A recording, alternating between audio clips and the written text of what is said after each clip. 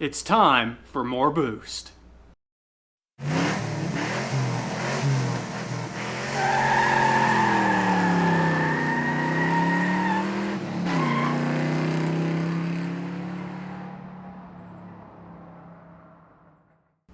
Hey everybody, welcome back to the garage, and today we are going to do a pulley swap on the old Procharger. I got a 3-inch Procharger Racing pulley in. They don't make these anymore as far as I can tell, but I got a 3.2 in the truck. We're going to step down to a 3-inch. But before we start talking about the details, because I'm going to go into a lot of them, I want to go ahead and hit you guys with the disclaimer. This video is intended for educational purposes only. Improper tuning can cause catastrophic mechanical damage, and you should do your own research before attempting any changes like this to a vehicle. Attempt custom tuning at your own risk. Okay, now that that's over, the reason for that is anytime you change boost on a vehicle, you need to retune.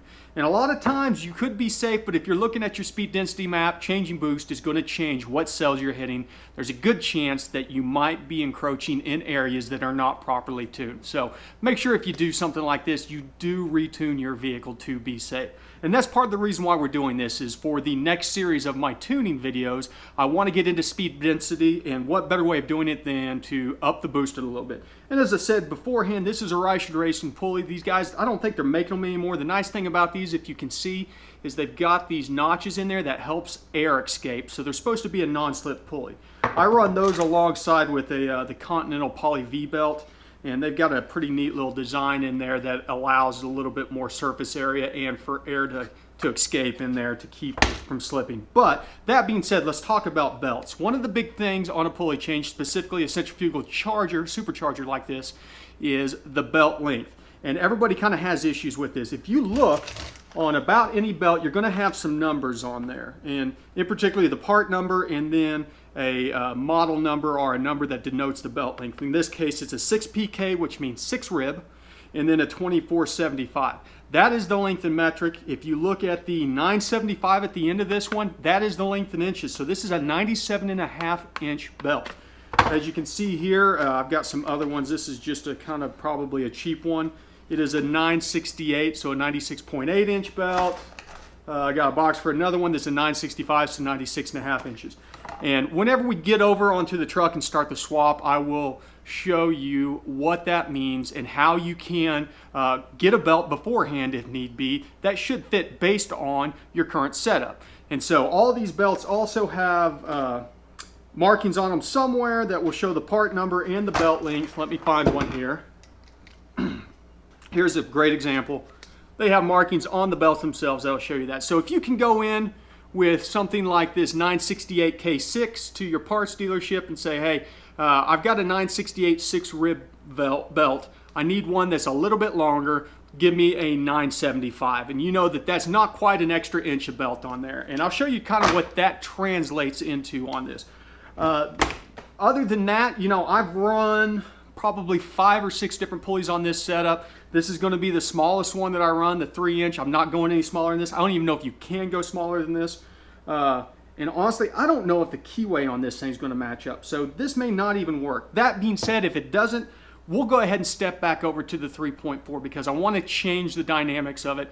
That way I can have something to tune with on the speed density tuning. So if you have not checked out my tuning videos, go ahead and click the link up in the corner, and I will link you over to the basics one, and from there you can kind of break out. I've already got the math tuning video out there that's great for anybody that's wanting to get into tuning. I've got some basics, some explanation of what speed density is, the explanation of why you want to tune with the wide band as opposed to a narrow band. And then of course go ahead and hit the subscribe button because I've got more of these tuning videos coming out in the next couple of days, next couple of weeks. You don't want to miss out on any of them.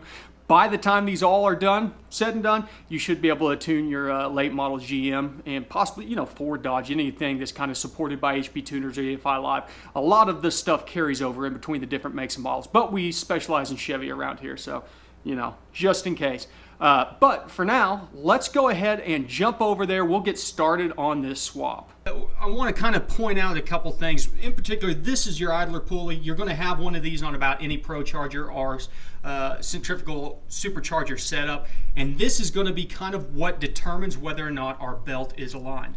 And so you can see this one has ridges on the outside edges. If you do not get this set right with an automatic tensioner in your vehicle, you will throw belts, you'll eat belts alive. And so as a rule of thumb, you know, if you're going to a bigger pulley, you're going to move your idler looser, and if you're going to a smaller pulley, you're going to move it smaller or tighten it down on the belt to keep consistent pressure on your serpentine belt.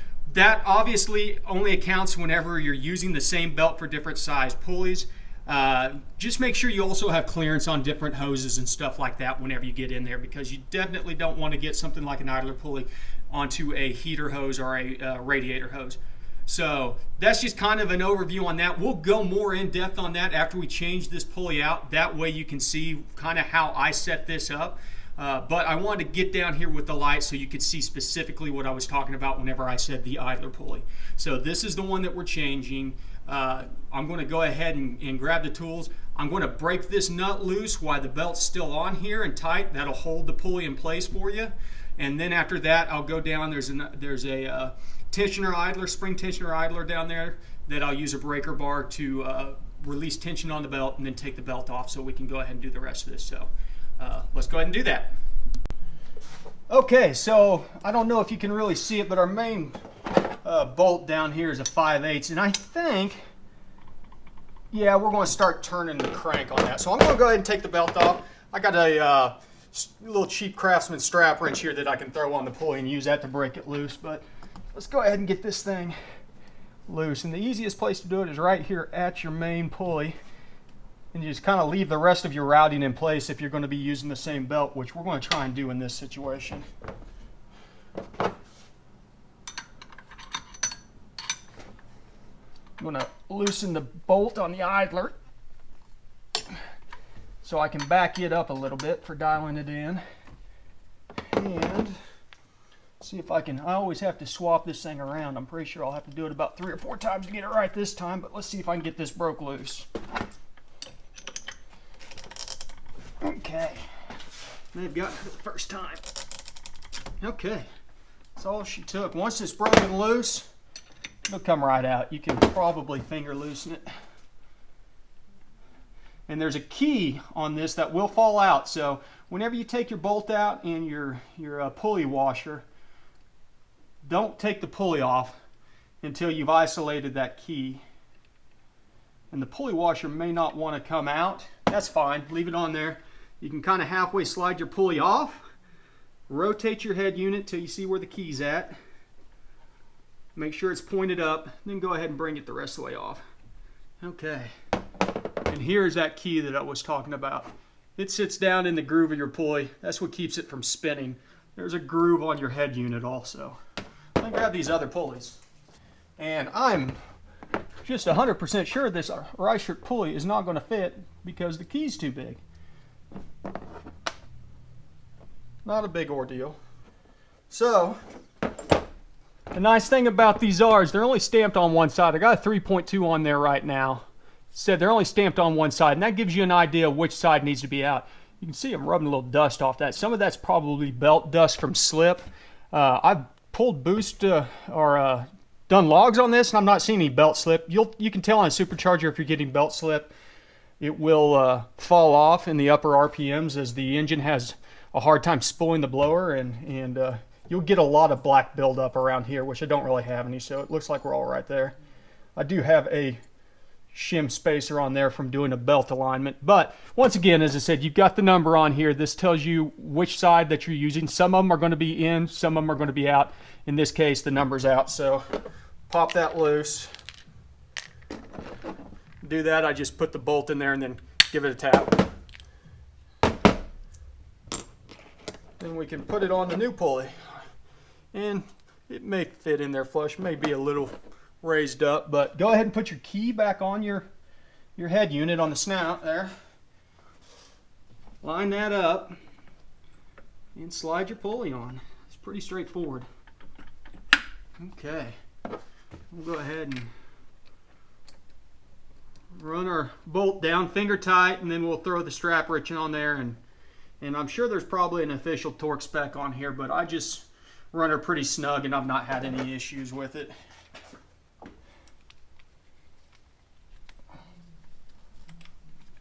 Okay.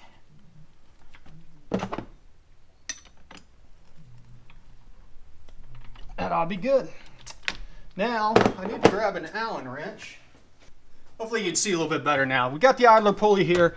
I've loosened this bolt up, and by loosening it up, I've just barely broke it loose. Should be enough for me to get in. There's an Allen head on the bracket. I don't know if yours is going to be exactly the same, but my guess is if it's a Procharger, it probably will be. Find the right size wrench in there, and as I said, just breaking that thing loose is enough to move that pulley. And since we're going with a bigger supercharger pulley, I'm going to loosen up our tension here, and that basically means I'm going to raise this pulley up a little bit so it's not quite as tight as it was on the smaller one. And we went from a 3.2 to a 3.4, which is 2/10, so I'm going to move the thing up about 2/10, which means going clockwise. It's actually clockwise comes up and counterclockwise goes down on these. And my bracket's kind of in the way, or my charge pipe's kind of in the way here. Let me, might take a second here.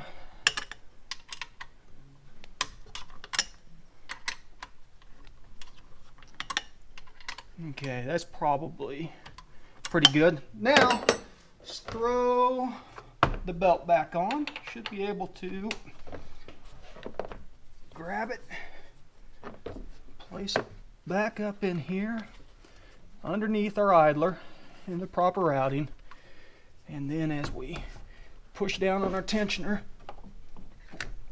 see if we can't get it on our blower head here. Okay, make sure everything's lined up good. Okay, checking everything. All of our alignments look good. We're on all of our pulleys where we need to be. Check the alternator. Yep, see, we're off the alternator, so I got adjusted there. Make sure you check all of your pulleys. There we go.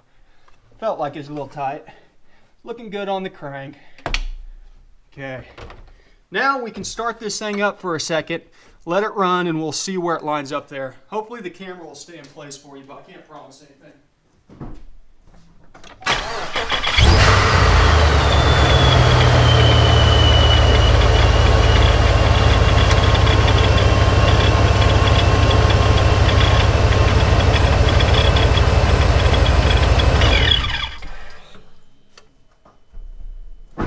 Okay, I don't know if you can tell in there, but we are now in between the two. We're a little bit closer on the back side now, but it's not touching. So I'm going to leave it as is. Everything should be riding good right there. Should be a pretty good spot for it, and I'll keep an eye on it. So that's about it. I got to admit, I'm a little bit bummed that the 3-inch pulley didn't work, but it is what it is. Going from the 3.2 to the 3.4 will move us enough in the speed density table that it will require tuning, because I have not tuned on the 3.4. I haven't ran the 3.4 in probably over a year now. So, as I said, this is a pulley swap. We are changing the airflow dynamics of the engine, specifically on these kind of superchargers, so you will require a tune. Click that subscribe button down there. You can learn how to do this. I mean, it is not that hard, I promise you, especially little swaps like this. If you bought a off-the-shelf supercharger kit, Procharger kit, something like that, you don't need to necessarily be afraid of swapping a pulley out, because it's a fairly easy tune for both MAF curve and speed density or dynamic airflow, whichever one you're having to do. So once again, check those links out. There will be a link at the end of the video that'll probably route you back over to tuning. And if you enjoyed this video, throw a thumbs up out there. I'd appreciate it. If you don't, throw a thumbs down, and then hit the comments up either way. Tell me what you like about it. Tell me what you don't like about it. Tell me what you would like to see. If there's something else you want me to try on one of these, just let me know. I'm willing to try and teach something new, learn something new, do something new. So, and as always, hit that subscribe button. That helps me out. That helps me to know that you guys are watching this content and are interested in learning more about cars. And I'll keep on making videos as long as you keep on watching them. And as always, thanks for stopping by the garage.